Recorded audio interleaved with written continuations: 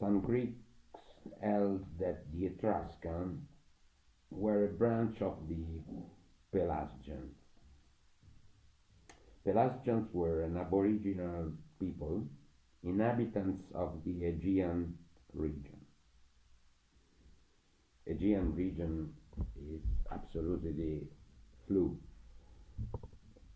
It means that they were living between main Greece, uh, Crete, Crete Island, Aegean Islands, and part of Anatolia region.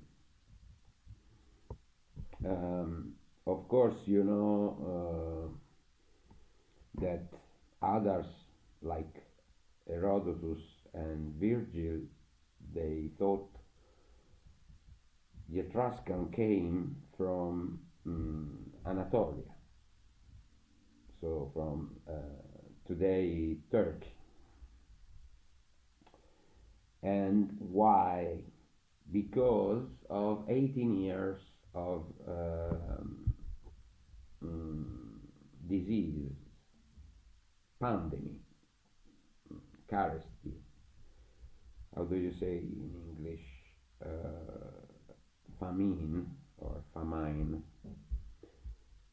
Um, what happened is that Lydians, how Herodotus called them Lydians, in fact, they were not Lydians at that time. Uh, they were actually something more like Urratian, Urratian, or more like Tarcontassa. Tarcontassa were a people in the Bronze Age, at the end of the Bronze Age, part of the big empire of Hittites, um, Nesumines, they called themselves the Hittites. So Hittites is something coming maybe from the main city they adopt as capital, that was Hatti, but they came from another city just a little bit south. Hatti is actually right in the center of Turkey, and in the mainland, so in the inner part of Turkey, where rivers they start and they go into the Black Sea. Just a little bit south from Hatti, there is a town called, there was a town called Neza. Neza was a town where the river starts and they went into the Mediterranean Sea in front of Cyprus, the island of Cyprus. So south from Neza, they lived people called Tarhunt. Tarhuntassa was the land of them. And why I say this word many times? Because Tarhunt is as well the main hero of Etruscan, one of the main heroes of Etruscan mythology.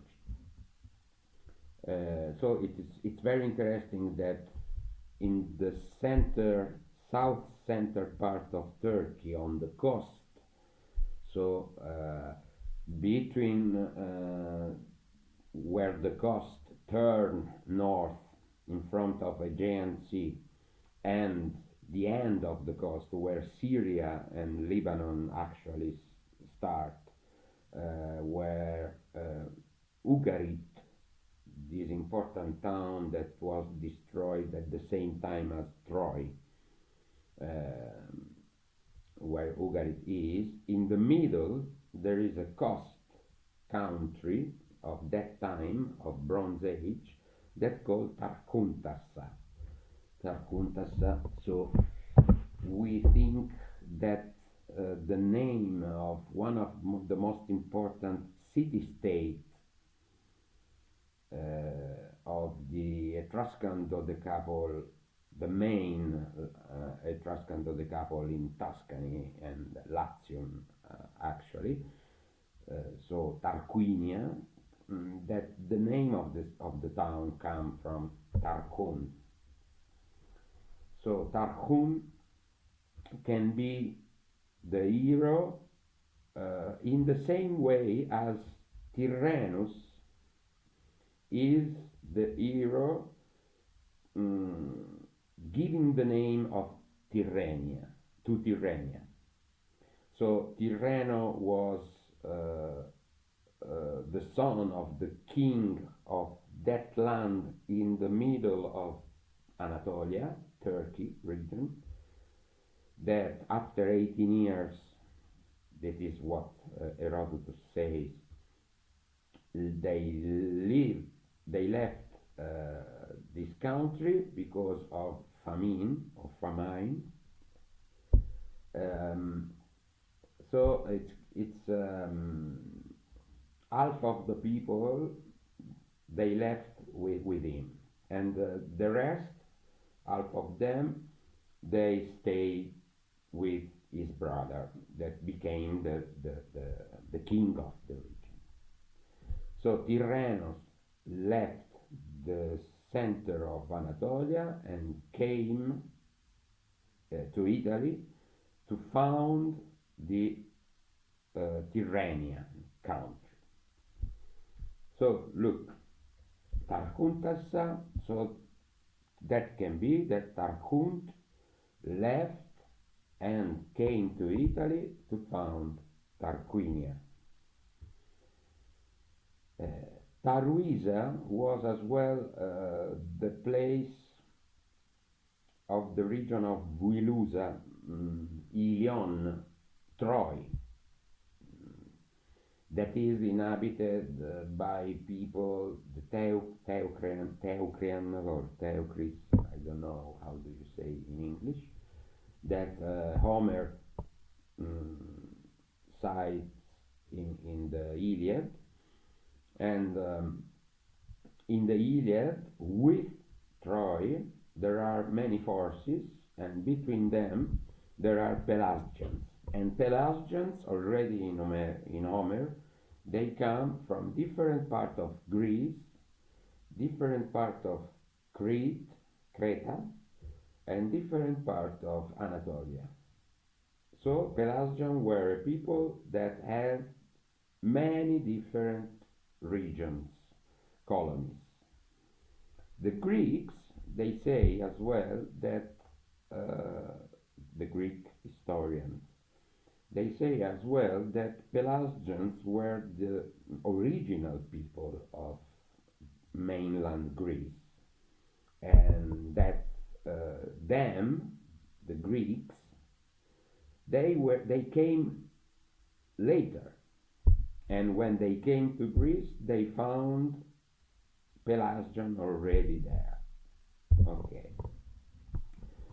So when we talk about if Etruscans were originally Italians,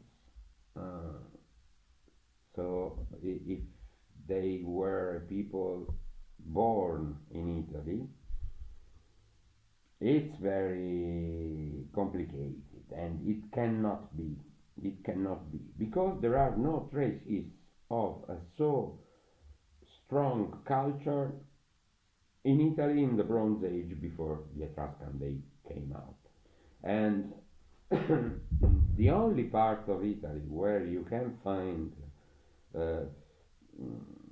a very complex knowledge and science, so how we can find this just watching architecture, for example. And architecture of Sardinia is something very, very complex in the time we will say the Mycenaean time, so between Terra Santorini eruption around 1600 before Christ and 1 century after the end of Troy and Ugarit World War, we say. So after Sea People, Ugarit destruction, Troy destruction, Thebes destruction, uh, Mycenaean and fall of the palace culture, and so on. So it's a kind of big world war. We don't know if the time that Herodotus talked about when it was a famine and we will say this pandemic time of 18 years in in Anatolia, of that region that later was inhabited by people called Lydians, but that before them was inhabited by other peoples. We would say Meons, or Phrygians, or uh, Lucca, Tarkuntas, and so on. We don't know actually what we are talking about exactly, but we can say that uh, these people moved from there. Actually, they brought with them a so complicated and big system of beliefs. So beliefs is made of science, social politics, social science, politics, natural science, mathematics, geometry, architecture, music, games as well, as Herodotus say that Lydians invented all the games except chess. Um, and so writing as well, because they don't, we say that Etruscans, they took the alphabetic writing system from the Greeks and they brought this alphabet from Greece to uh, to Italy. But it can be in another way. One, it can be first century that Etruscans were already from century in contact with Phoenicians that invented the alphabetic writing system, and so there is no reason to get to take the alphabet from the Greek when you have already a good relationship, economic, commerce, and so on with Phoenicians. Second, yes, maybe they brought alphabet from Aegean Sea, but it doesn't mean that they took the alphabet from the Greeks, but maybe they took the alphabet from Phoenicians, they gave the alphabet to other people living there, so Hellenic Greeks, and then they moved to Italy. One other possibility. Third possibility, they already knew as a culture the very complex system of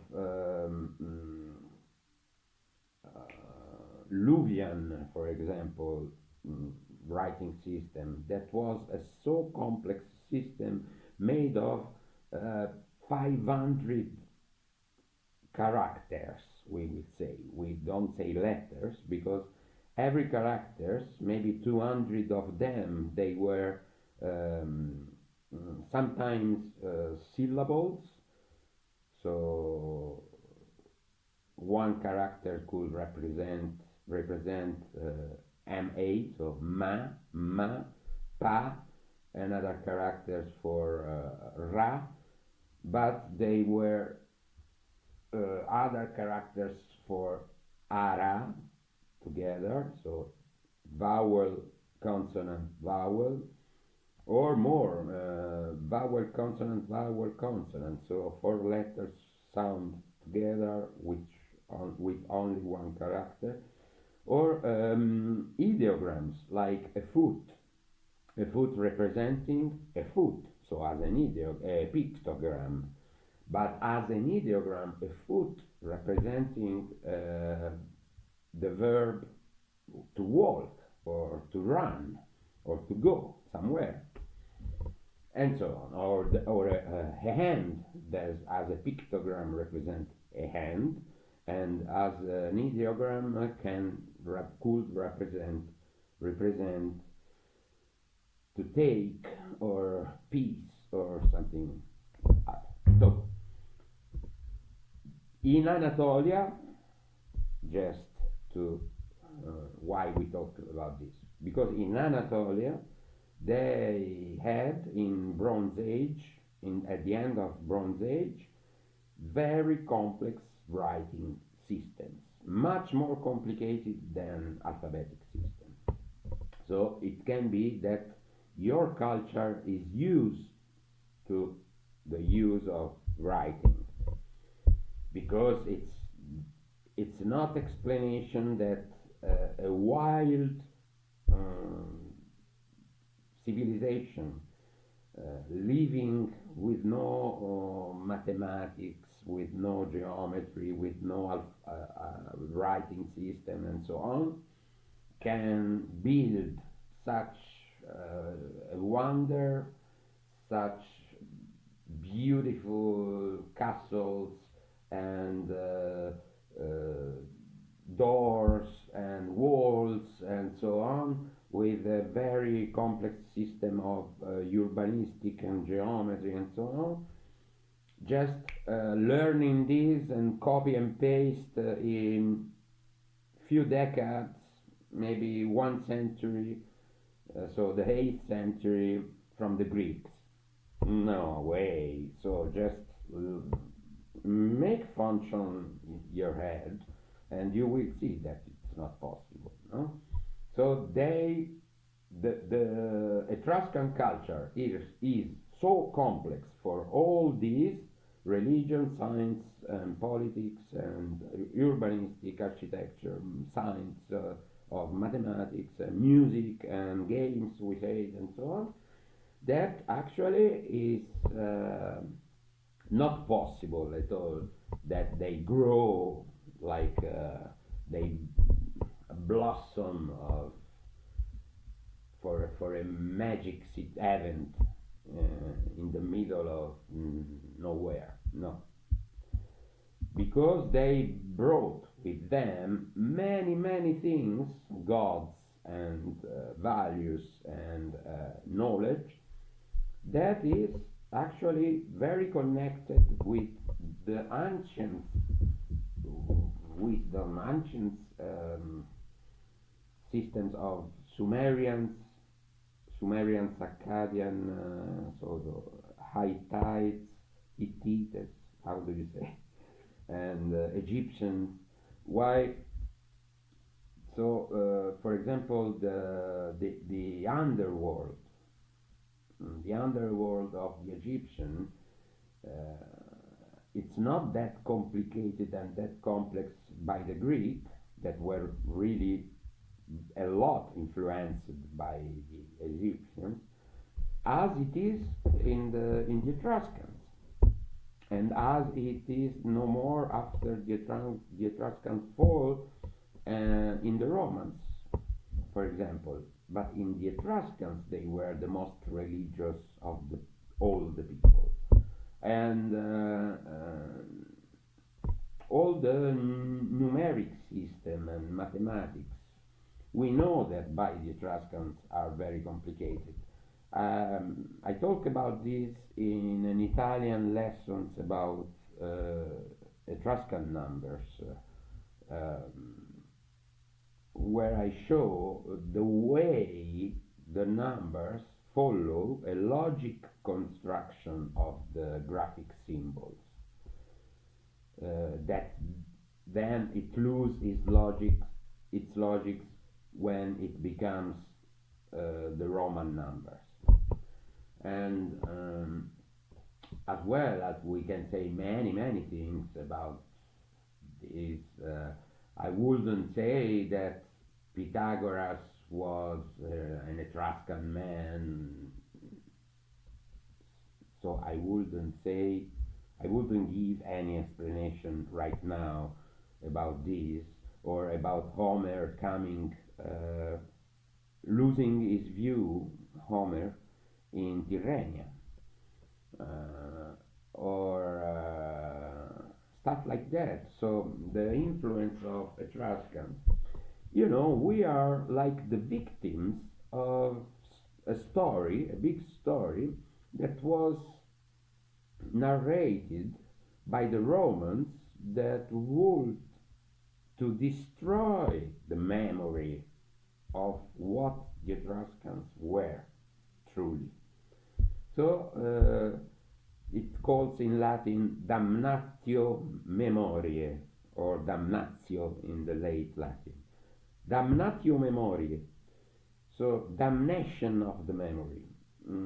They destroyed everything they could. What we have now, it's almost 90% tombs and nothing more. But, for example, we know that the Etruscans were the masters of books in linen, in papyrus, or that they were able to make. They were invented like the book was a big stripe that you could ply like that, and then in that way you had a book at the end. No, so okay. So there are many things that let us think that the Etruscans were, of course, changing their own identity and starting a new calendar, a new time, starting from zero when they came to Italy and they start the Mechel Rasnal, so the federation of Etruscan people, the Dodecapols. But we know it doesn't mean that this is the beginning of the Etruscans. The Tyrrhenian, the Teresh, they already exist. We had a man called Anan. Anan is Anan, or maybe Anon, or maybe Enun. It depends how you read Egyptian hieroglyphs. That he has a tomb in the middle of Egypt, dating around 1295, 96, and he was a kind of minister of the pharaoh. So he was a very important person, but actually so different buried, and his tomb is different, and how he dressed, how he looks, and the name Anan Turshau, Turchenoi, Turchenin, were the name the Greeks gave to the Etruscans, the Turci or Turche or Teresh is the name the Egyptians, the old Egyptians, gave to them. So when we talk of the Etruscans copying the Greek culture, and we know that the Greek culture after the dark centuries, so after the end of Troy War, so around 1100 before Christ, until 800 before Christ. They were in a dark age, in a medieval time, and it is actually absolutely not possible that the Etruscans were copying everything from the Greeks, and it is actually maybe the opposite. So there are many things to say, but it can be not so long. So I stop here, and I'm sorry for my English. I have an headache, and it's a rainy day. Thank you for your time. Bye. See you next time.